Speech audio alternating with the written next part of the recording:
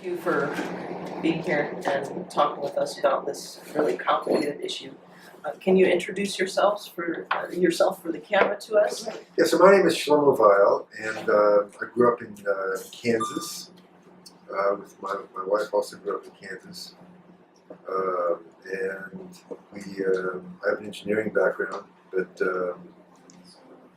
when I came back to Kansas after school and working in the East Coast, both my wife and I became interested in Native issues and Native way of life. We weren't so connected to our Jewish life, our Jewish soul in those days, but we were more connected to. I was a practicing Taoist. Studied with some of the different Taoist masters in the East Coast, and practiced connecting to natural energies, in the Taoist meditations. So I thought it was part of that tradition. And then my wife and I were both interested in Native peoples, and we attended some Native gatherings, and some in South Dakota, some close by, and just were very interested in this issue of our deep kinship with the earth and with the non-human parts of the world that we're part of. And I learned a lot from a man named David Abram. I don't know who David Abram is. He's a deep ecologist. Oh, And he taught a workshop that I went to where he took us out into a field and he said, now pick a plant. And he said, as you look at that plant closely, and imagine as you're looking at that plant, that the plant is looking at you. And then we did the same thing for other features of the natural landscape that we were in. Just imagine that there's an awareness that's aware of us as we are aware of it, a non-human awareness. And so he got me to think really about this issue of awareness as something that's much bigger than the human world, and starting to think like a native. interesting. And I came to realize that he's absolutely right. I consider myself a student of this David in that way, in the sense that every landscape has an awareness to it, and unique kind of a direction that one's consciousness tends to travel in. Just from being in the landscape and breathing the air and seeing the sounds, and there's just something about each landscape, each natural landscape, that's unique in that way. And so then when we came back to Israel, what I found so striking here after being here for a while is realizing that there's an awareness to this landscape too, but it's an awareness that speaks the oneness of God with creation. It's kind of a transcendental awareness. And I realized that in my work, I studied also with a guy named Michael Harner. I don't know if you heard of Michael Harner. Studied core shamanism, he calls it. And I practiced it for a while. I practiced, doing the drumming and the journeys. And I used to have this big native drum that I did some with clients and mostly for myself. And got to appreciate what it means to be a shaman. What a shaman really is. There's this intermediary between the settled human world and the non-human world, the non-human awarenesses that are part of our world, and that makes peace between those two realms. That the shaman typically lives on the edge of the village, and really is the interface between the wildness, the raw wildness of nature, and the settled human community that he's a part of. And coming to Israel, I realized, my gosh, this is the role of the Jewish people.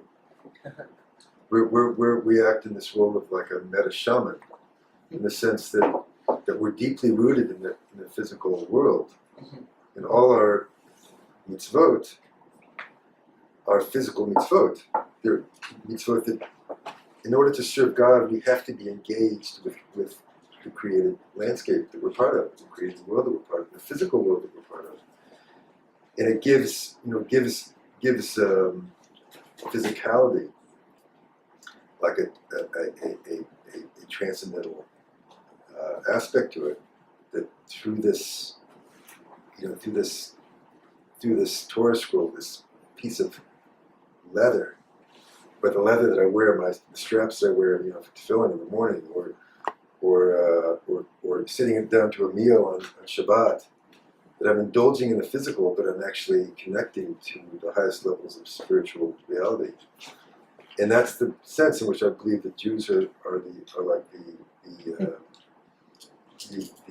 shamanic, playing a shamanic role for all of creation. And our indigeneity to Eretz Yisrael is really a unique indigeneity. Because on the one hand, it's an indigeneity that's rooted in the past, with our deep history here. It goes back 3,500 years. Really goes back a long, long time. But it's also an indigeneity that is unique in the sense that it's rooted not just in the past but in the future. Yes, there's a rule. That this is really our deepest sense of belonging to the land is not for who we were here, but who we're meant to become here. It's a unique kind of indigeneity in that way. Yeah. That only in Eretz Yisrael can we become who we're meant to become, and that becoming who we're meant to become is not just for us. That the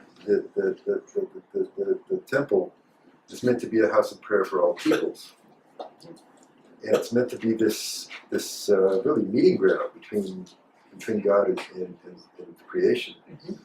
That we are meant to service and operate as the operators of that spiritual infrastructure.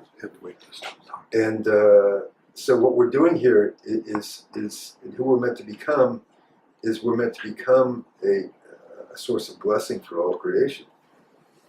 And that indigeneity actually is rooted in God's first command to Abraham, Lech Lecha,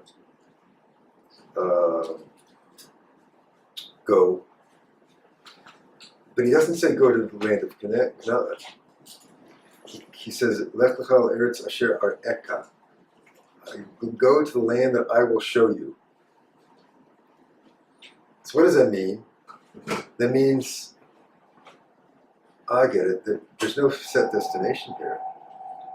There's just an ongoing becoming, an ongoing awareness.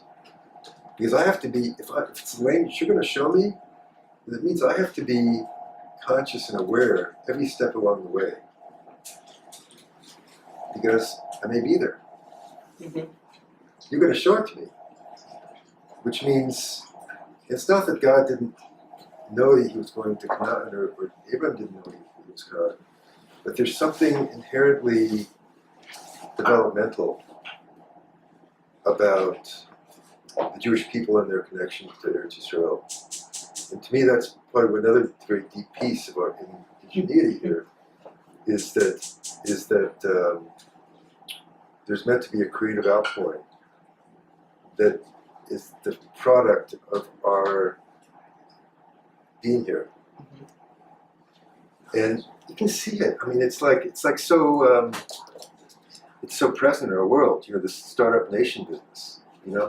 Why is Israel the startup nation? I mean, it's got so many strikes against it in terms of, the enemies against it and so on. And there's certainly things you can say for why it is that creative impulse is so strong here.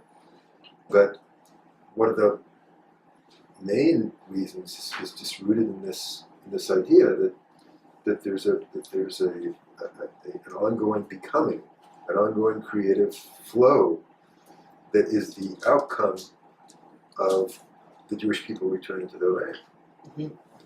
And that creative outflow is meant to be a blessing for all of humanity. And it's transforming and getting stronger, yes? For sure, because as we take root here again, I mean, this is an unheard of thing. I mean, for a native people to come back to its land after 2,000 years and reroot itself there. I mean, what a story! It's like the Cherokee, or the Hopi, or the Navajo, or the coming back to their land after 2,000 years of being exiled and reinvigorating their native life. It's like unbelievable. It's unbelievable. The world has a difficult time figuring out what to call you, it seems, in terms of nation state that's democratic, a nation state that's indigenous, a nation state that's indigenous and sovereign. Well, It's Einstein, a I believe, confusing expressed thing, it. It is even confusing. to have it blended with Jewish religion and the Right. concept of it as a religion versus identity. Can you speak to that a little bit? So that Yeah. So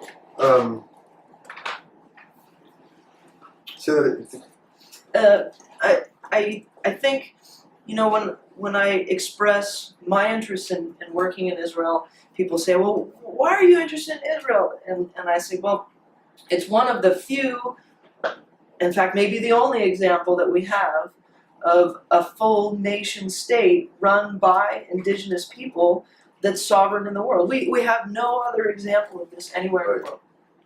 And the return to the land is tremendous. The restoration of that religion, culture, identity is tremendous. And how it is not respected by the rest of the world is even more confusing. But maybe it has something to do with our confusion about the nation state being grounded in Jewish religious identity that's also partly cultural. Can you explain a little bit about the identity? So the challenge is that people think of Judaism as a religion, and there's a reason for that. It's not baseless. It's not a baseless claim, because religion was the box that we had to put ourselves in to survive 2,000 years of exile. That's really the best way I can say to explain it. Is religion was the structure of daily life that we had to legislate. It's the right term. We had to legislate as the norms of Jewish behavior in order for this native tradition to survive 2,000 years in exile, because that's a feat that no other native tradition has managed to accomplish. And a big part of that is through the function of Judaism as a religion. So now we've got a different challenge. The challenge 2,000 years ago that faced the rabbis of the Talmudic period was, we're without our temple. We're in a period of exile. How do we keep this going? How do we keep this tradition, this way of life, this way of thinking alive? And religion is like the time capsule that we had to put ourselves through. And now we're in this very, very amazing situation of like this seed, which is the Jewish religion, Jewish people, planted back in the soil. And as you know, the plant doesn't really resemble the seed. And the seed has to kind of decay a little bit for the plant to grow. And that's really the stage that I feel that the Jewish people are in right now. Is we're growing back into our bigness, into our bigger than religion identity. I think that's important to elaborate on. In other words, can you explain a little bit? He said Judaism used religion to survive. What is Judaism if not a religion? It's a peoplehood. It's a language. It's a historical tradition. And it's a kinship.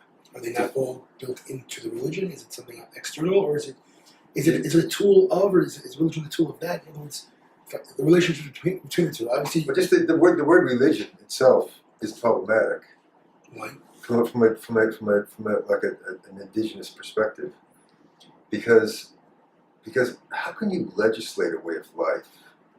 How can you legislate a way of thinking? How can you legislate a national identity? These are things that go beyond the ability to like define as a set of rules. They can only be lived. They really can only be lived, and so we have culture, to help carry that, the rest of the information contained in this thing called Jewish identity, but it's an imperfect transmission without the land. Without the land. Well, regarding that, when I talk to others about removal from land, one of the biggest things that's lost is language and terms for local species, local places, local rivers, local stories in the land. How much of that has been maintained during exile? Well, there's a very interesting feature of the Hebrew language, which is a feature of, as far as I know, no other language in quite the same way. This is something that David Abram speaks about in his book, The Spell of the Sensuous. Language, written language, has an inherent problem to it. Not pictographic language, but alphabetic language. What's the problem with alphabetic language? The problem with alphabetic language is it's an abstraction from the real world. It's an abstraction from the world of nature. So when your pictograms are designed to resemble objects in the real world, there is a inherent connectivity between the language and the natural world that we're part of, and the natural world that the language is part of. But when you abstract that and turn it into an alphabet, then it becomes just a sequence of sounds. It's like a code. And then you have something that is very dangerous, because from that root you can lose your connection to the natural world. Right. You can become a cyber being. The land itself has got no value. The land itself has no value, and the natural world has no value. So even the Hebrew language itself, as pictographic as it has maintained, it's maintained a lot of that connection. The Hebrew language is not pictographic. In fact, the philologists tell us that the Hebrew language was the first alphabetic language. The Pro-Semitic language was the first alphabetic language in the earth. And it's interesting, written language was apparently invented like in 6 different places around the world. But the alphabet was only invented once, and it was only invented in one area, which was the Middle East. And it was invented around the time of Abraham. It's very interesting, these facts. And there's the feature of the Hebrew language is, and part of the reason that it's a Lashon Kodesh, a holy language, is because you're not allowed to encode the vowels. You only encode the consonants in Hebrew. There's some pseudo vowels like the aleph and the yud and the ayin, but they aren't really vowels. They actually define positions of their glottis, and they define in terms of like the pronunciation.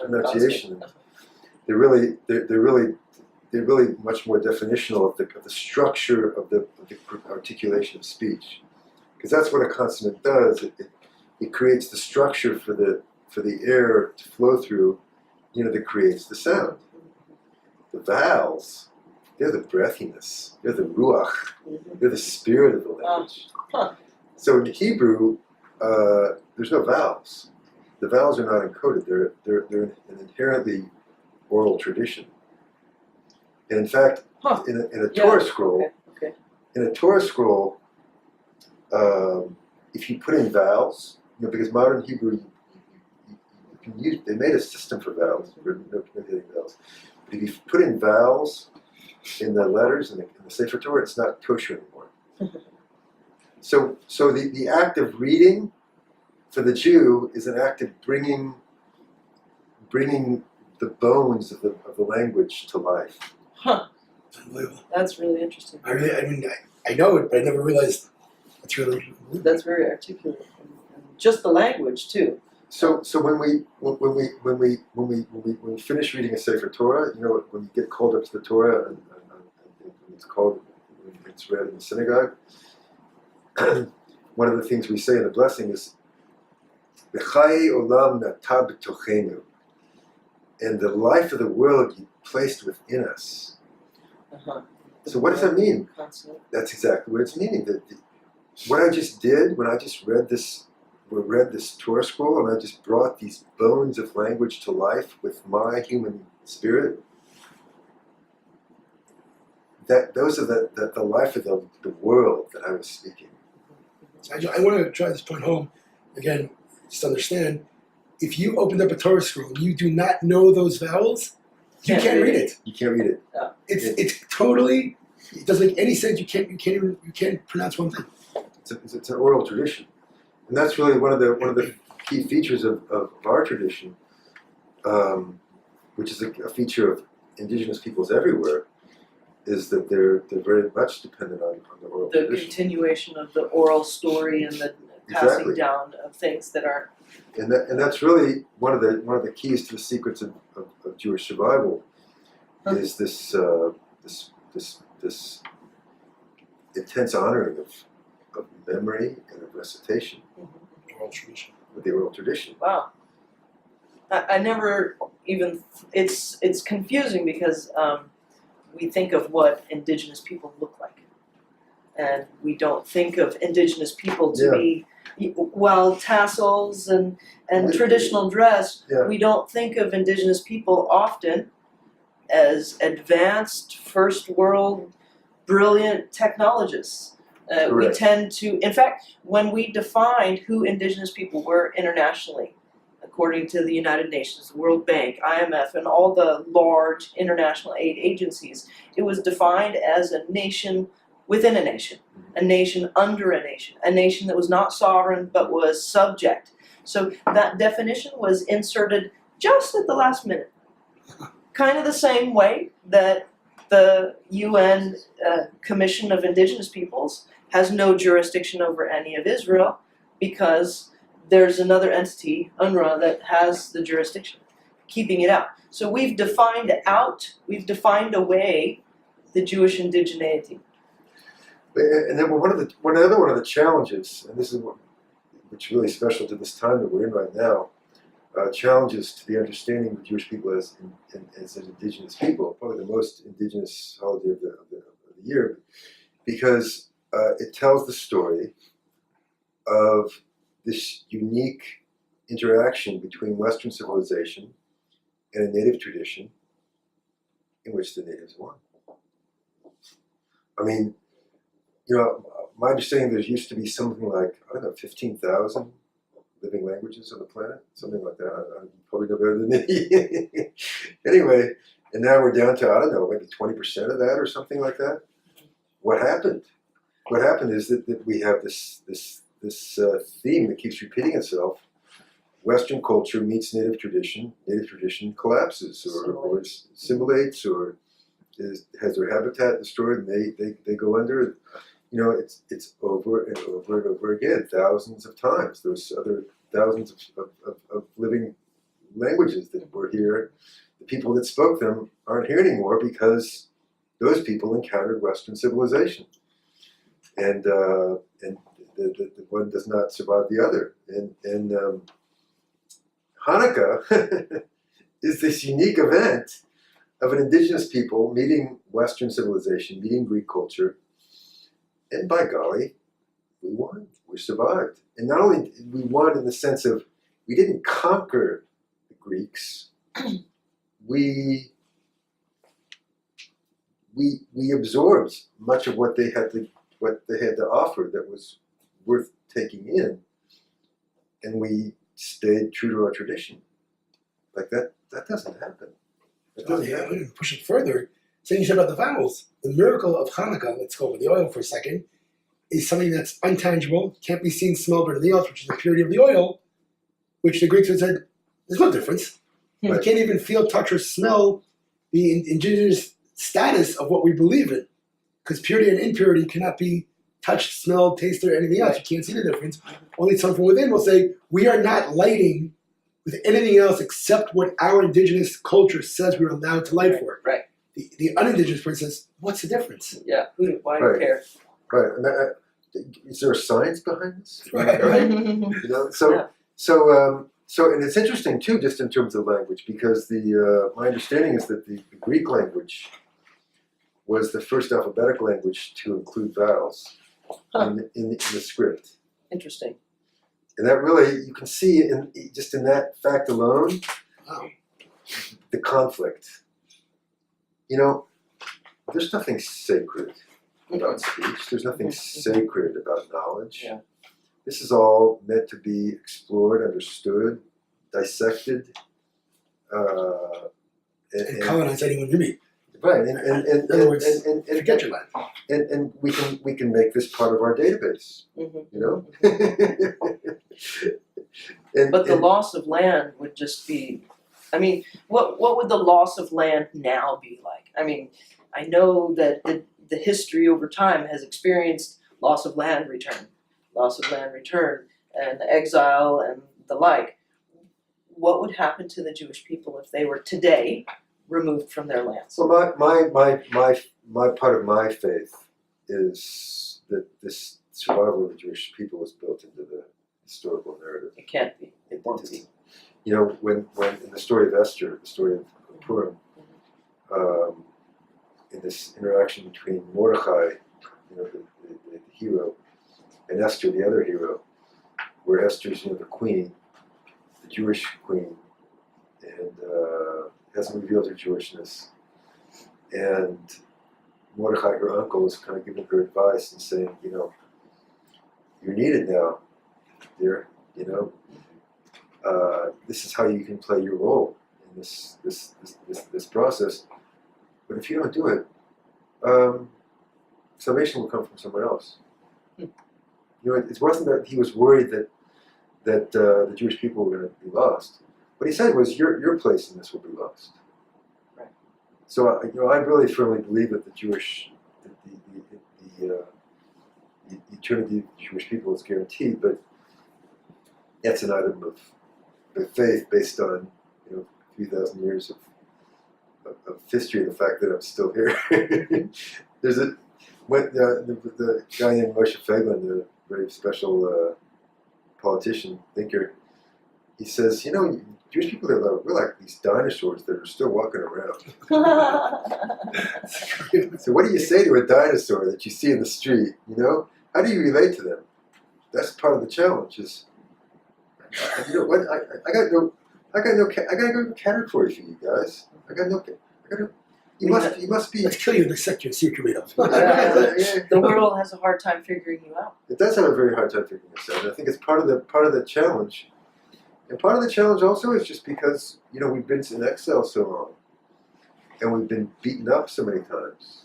You know, most recently, just the horror of the Holocaust. I mean, you know, have a little compassion. You know, that we're just recovering. We're in recovery. We're very much, the Jewish people are very much in recovery, and that's part of the challenge, because I see the main challenge is not as a challenge from outside the Jewish people, not the UN. It's not, you know, Palestinians. It's our really waking up to who we are, and you know, even my living here in these hills is controversial even for a lot of Jews in Eretz Yisrael, in the land in the state of Israel. Right. And it's certainly problematic to a lot of the political structure that's been running things here. Is this area considered a settlement? Yes. Is your area considered a settlement? It is, for some odd reason, which is not really logical, and we're both past the green line, which I've been looking for. Right. But for some reason, they say, well, you're already, like, accepted. I don't know how that happened. Huh. But I mean, again, when something's built on a lie, so you can change it any way you want. At any time. But in terms of the UN, in terms of the international law, which is not really law, in terms of the international opinion, I would say they're both settlements. The only difference is that for some odd reason, the Israelis say, "Well, fuck, that's kind of like that's accepted already." But I know why. It's because their opinion says so, not because there's any tangible reason why this is different than that. And what do you both know about your land history? One at a time, obviously. What is the history of this land right here that the world calls a settlement that you've returned to? Well, actually, when you pass the gate going into and you made a right, Mm-hmm. so you passed right by a mikveh, a Jewish ritual bath, Wow. that's over 2,000 years old, Hmm. from Second Temple times. That was part of a wine factory. This was a wine growing area, and they've done an archaeological survey even on this hill, just 100 meters that way, where they found all kinds of artifacts of Jewish life from over 2,000 years ago, and this is almost every Shabbat night, Friday night. I go for a walk after dinner. I go and I step into the spring that's over here. It's this cold natural spring. It's open to the air, and I try to go there every morning. I don't make it every morning. This time of year, it's really exciting to go because of the cold. But when you step out, by the way, I remember when I was young, I read this book called Hanti Yo. That was a book about the Sioux Indians, and I remember reading about this the hero of the story. He would bathe in the river every morning, before his prayers, and I said, that's how I want to live, and by golly, that's how I'm living now. I bathe in this natural spring every morning before prayers. Wow. Oh, incredible. Which is about a question about the history of the land. Yeah. Yeah, Judean scenario again is the meat of us. Not always in terms of indigenous lands. I mean, it's great that we're in Tel Aviv and Haifa as well, of course. But indigeneity in terms of who we belong, where we belong. I mean, King David started in Hebron. He didn't start in Jerusalem. And the areas of vineyards, they just found 8 strands of wine that are going back 2,000 years. There's Solomon's pools that are right under Bethlehem, which have now been unfortunately polluted and destroyed. But in terms of the international community, and this is, I think, we're battling here, it goes back to the vowels. I mean, I really never knew that. It's fantastic. Really, it goes back to that idea that let's talk about tangible things. Let's ignore what's internally true. So the international community has built an artificial law, artificial ideology of law, where they create a line which it was never, even in their own law, was meant to be. It's an armistice line from '49 after the Arabs attacked, not the Palestinians, the Arab states around attacked. And when they stopped, they said, okay, we can't beat these damn Jews, right? For what crazy reason? Because we're coming out of the Holocaust. And the Sephardi are coming out of these, Arab lands. They know how to plant. They know how to fight. And they just can't beat us. So they stopped. So that armistice line ended there. And that's 1949. And between 48 and 49 till 67, it was Jordan, Syria, and Egypt which occupied those lands. And so all the local Arabs who weren't even presenting themselves as Palestinians, they were Arabs. And I don't personally, as an indigenous person, why would you adopt a name that's new? You're an Arab. You have thousands of years of history. Yeah. Even a Muslim. What was the... Really, there was no such thing as a Palestinian nation. There's no such thing as a Palestinian national identity. It's created. It was manufactured. 30 years, the last 30 64. years? It was manufactured after, actually, with Egyptian sponsorship of the PLO, but back in the early 60s, and really the first UN document to use the term Palestinian, I believe, was from 1970. Anyway, but the word Palishti in Hebrew, Palestinian, actually has a very deep history to it, and a very deep meaning to it, actually. During the time of Saul, the king, when when the kingdom of Israel was before its full unification under David, um, the Philistine, the Palestinians of those ancient times were the main enemy. And it's so remarkable because what was the transition from Shaul to Shaul and then from Shaul to Saul to King David in the final blossoming of the kingdom of Israel? It was facilitated by a struggle with Palestinians. Wow. Isn't that interesting? That's fascinating. This is probably to an ancient. We're talking Yes, about Philistine, yes. right? And the word Peleshet, in Hebrew means invader.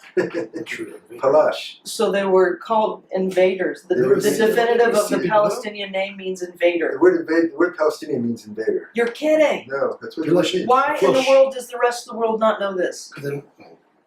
Because it's not PC to talk about. It's not PC to talk about. No, definitely not. But the role of the Palestinians was as the catalyst for the development of Jewish identity, the development of a mature Jewish identity.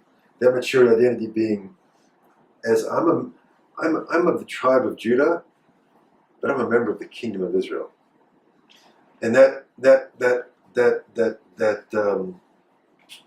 kind of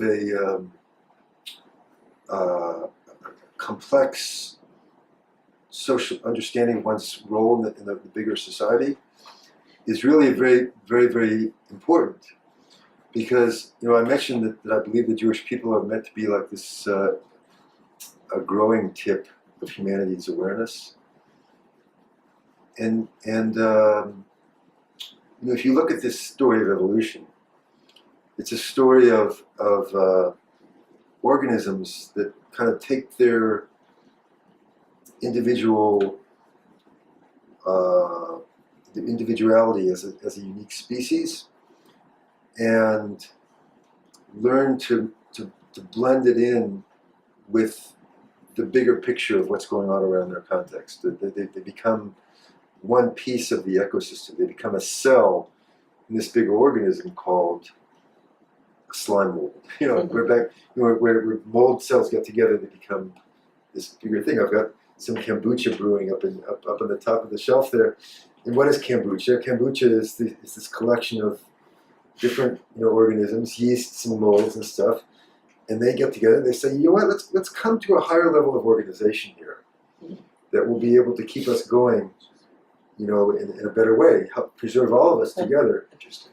So that one of those species of bacteria in the kombucha is really part of a bigger cell. Catalyst. So this is really kind of an analogy for how evolution happens. Our bodies are this symbiotic relationship between all these different cells and between all these different biota that are there. There's actually more non-human bacteria and yeast cells in our body than there are human cells in our body.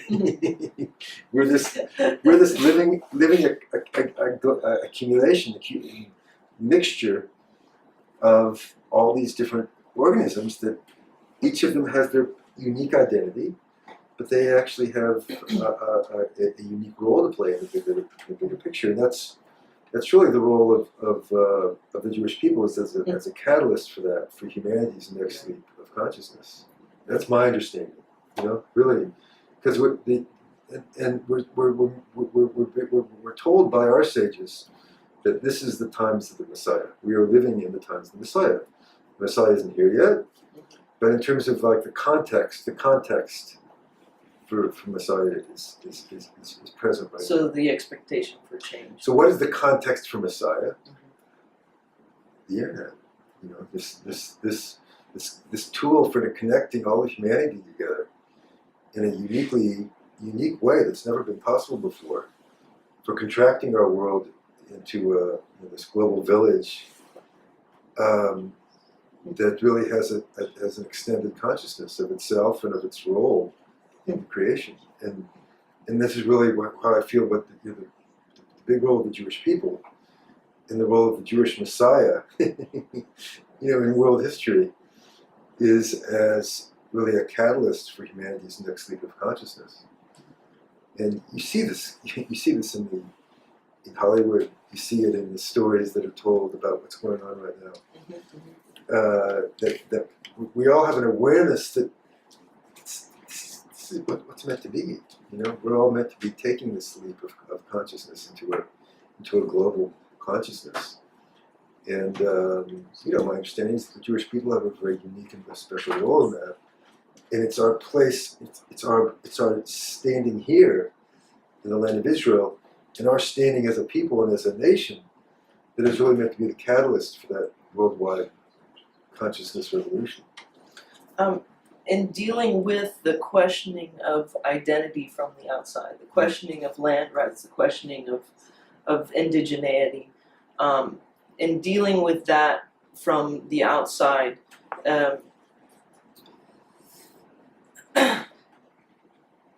what is your ideas of the colonists around? And I say this in the context of previously we spoke with Mordechai Kelar, and he spoke about, well, they're here.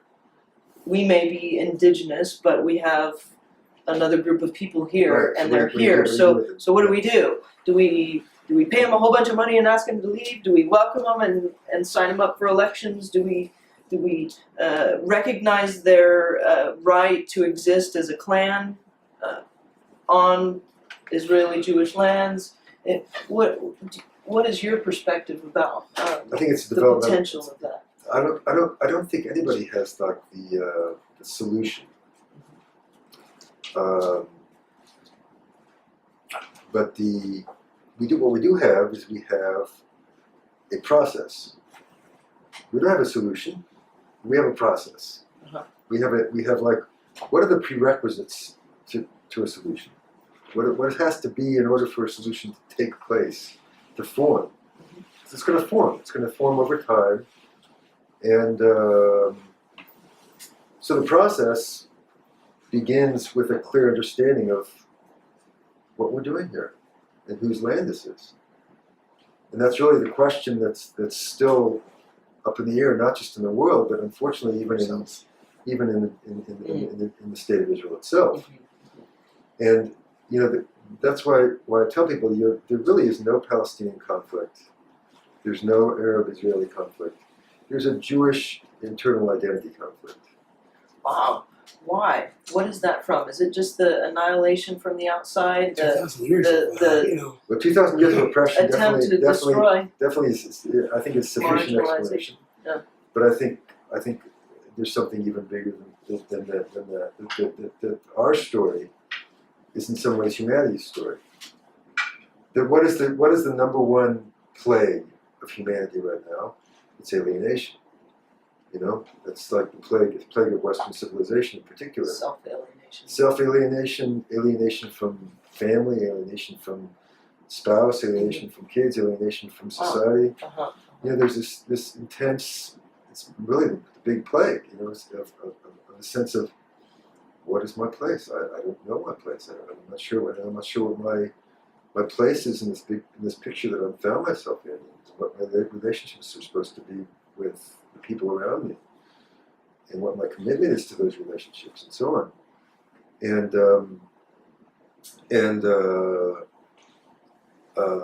I think the Jewish people has a really unique mission to really be a force of connectivity for all of creation, and understanding this unique relationship between us and the land. It's so. I remember when I was in Kansas City in the '90s, I was distributing this pamphlet called "The World Scientists Warning to Humanity." I don't know if you ever saw it. It was put out by the Bolton Atomic Scientists and some other groups. 1,500 scientists signed it, including several hundred Nobel Prize winners, over 100 Nobel Prize winners. What they said was humanity has to change its course over the next 15, 20 years, or we are in big trouble, that we are headed towards ecological disasters, because the foundations, the ecological foundations that we are dependent on, we are not respectful of. And until we learn to respect those little creatures and those systems on which the life support systems of planet Earth depend, we are going to be in big trouble. And it's really an alienation from place. In that regard, when we work on indigenous land rights now, we can say that there's a traditional right. We can say that there's an ancestral right. We can say we can document that right. But then when we go to court, they say, well, have you completed part 2 of your court documentation? And that typically goes back to environmental. So what we find is when we then state this is how we use the land, this is how they care for the land, and if they weren't there caring for the land, this is what it would look like. And so not just the ancestral right is now required, but also treating the land well. So could you talk a little bit about how... there were no birds, there was no soil, there was no life. And that's really the story of the Jewish people's return to the land of Israel. It's a story of bringing a land back to life as much as it is bringing the people back to life. And my wife's, she's a farmer, and we this is our 11th house that we've lived in together. More than 25 years that we've been together. We just moved from place to place for various reasons, not because we really wanted to move. In each place we lived in, one of the things we always did, we broke up the concrete, broke up extra concrete, we planted, we grew stuff. And so now, this has a little extra complication to it, because before you can plant, I mentioned you have to build the terrace. First you have to gather the stones, and then you have to build the terrace, and then you have to build the soil, with compost and organic matter that you have to sometimes bring in some, but also what we can make. And then you have to bring in irrigation, because it's dry most of the year, and then you can plant. And this process, you can see our backyard. My wife has built all these, stone terraces, and she's working over here. And this is like the thing that gives her most satisfaction. It's this deep sense of connection to the land, and it's not just her. It's not unique in that. This is our collective endeavor here. We're bringing this land back to life. I think that in terms of the land of Israel, that if I'm not mistaken, the statistics are talking about that Israel is the only country today in all of the world that has a positive growth of trees. Right. So, I mean, wow. But, That's so incredible. that's one. Two, I mean, you just have to look at the pictures. I mean, Yeah. we weren't the ones who said we made the desert bloom. Really, you go down to the Negev down south, or anywhere, Gush Katif, take Gaza, the Gaza Strip, for example. We had money. But there was a business there of everything from vegetables to flowers. They can't grow anything now, not because of what's going on. They've tried. Nothing's blossoming. I think it was in '72 when the Pope actually had a visit to Israel. If I'm not mistaken, my father told me the story. And the head rabbi, they went on the Mount of Olives, and they looked down, and the Pope says to the rabbi, "When are you going to stop occupying Arab land?" And the rabbi turned to the Pope and says, "You're a biblical man, aren't you?" He says, "Absolutely." He says, "Well, there was an argument about power. How did they decide that Aaron, the high priest, was the real guy?" So he said, "Bring your staff and see which one blossoms. Look in front of you. What do you see? Yeah. There's brown and there's green. Yeah. The brown belongs to the Arabs who have a right to live, and everything's great. That's this and that. And the green belongs to the Jews. The land of Israel reacts. This is not a matter of, again, we both try, and the Arabs do work hard on the land. But the fact of the matter is that, Mark Twain wrote about it. Yeah. It was desolate. Talking about Jerusalem like being a dead land. And this is where it laid for 2,000 years. Yes, there were farms here and there, but the land lay dead. Now, you talk about the startup nation, we're not all farmers. It's fantastic what this area looks like. We're not all farmers. But the point of the matter is the land is blossoming. This is not an opinion. This is not, what I believe. The land is blossoming like it hasn't blossomed in 2,000 years. Would you say economic income of either place has an influence on that? Like that because Israel is that much higher in economics and we lower. came to Israel. We're saying the Jewish nation came back to Israel. We did not come from wealthy areas. We came as refugees from Holocaust and from the Arab lands, and we drained swamps. I mean, we weren't. It wasn't, all beautiful. Look what I got. People died draining those swamps. Right. So, if you want to talk about land, if you want to talk about the local people land, why were these swamps still there? 2,000 years. So taking care of land is something that we've done as a nation. In the internal laws of Judaism, we give the land a rest. I mean, once every 7 years, you can't touch the land. I mean, and that doesn't exist anywhere outside Israel. We don't have that law anywhere. It's only the land. But of Israel. it's a national law. No, it's a religious law called Law. Shemitah. Uh-huh. We don't touch land. Oh, it's respecting the land. I don't know if does any other religion have such a, I mean, it's a crazy concept. Exactly what you were saying before about with a flower. He said, looking at you, it's really, you've really enlightened me here in a tremendous way. The flower looks at you, how's it looking at you? We have a law called Shemitah, where you're not allowed to work the land for a year. But it only exists in Israel. That law doesn't exist anywhere else. So, in terms of respect for the land, I think it's built in. Part of the law. Part of the system, which is really So the Torah tells you how to treat the land as well. Correct. only Israel. It's a very Only Israel. You're not allowed to cut down fruit trees. Even in war in Israel, you're not allowed to cut down fruit trees. It's embedded in our religion that's only connected to the land of Israel. Wow. We have a different relationship with land here, a different definition of ownership in Israel. Because there's other concept called the Yovel, the Jubilee, according to which every 50 years the land goes back to its original owner. And so that any land that you purchase is really not purchased, it's leased.